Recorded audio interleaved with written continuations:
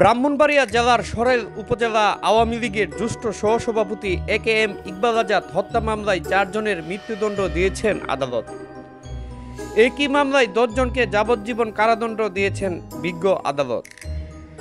বুধবার চট্টগ্রাম বিভাগীয় দ্রুত বিচার ট্রাইব্যুনালের বিচারক মোহাম্মদ হালিমুল্লাহ চৌধুরীর আদালত এই রায় দেন। রায়ে মৃত্যুদণ্ডপ্রাপ্ত আসামিরা হলেন তৎকালীন সরেল উপজেলা আওয়ামী লীগের সাধারণ সম্পাদক ও তৎকালীন উপজেলা পরিষদের চেয়ারম্যান রফিক উদ্দিন ঠাকুর, উপজেলা যুবলীগের তৎকালীন সভাপতি মাহফুজ আলী, উপজেলা মুক্তিযোদ্ধা সংসদের তৎকালীন কমান্ডার ইসমত আলী ও নয়াহাটি গ্রামের মোকাররম হোসেন।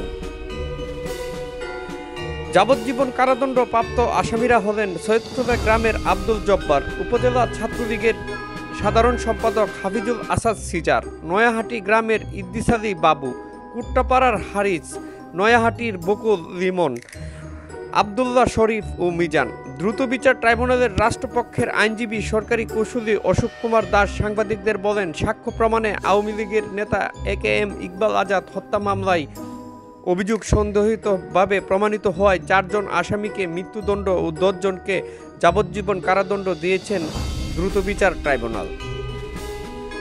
অভিযোগ প্রমাণিত না হওয়ায় 13 জন আসামিকে খালাস দিয়েছেন আদালত। রায়ের সময় মৃত্যুদণ্ডপ্রাপ্ত ও যাবজ্জীবন দণ্ডপ্রাপ্ত আসামিরা ট্রাইব্যুনালে উপস্থিত ছিলেন। পরে তাদের সাজা পরোয়ানা মূলে কারাগারে পাঠানো হয়েছে।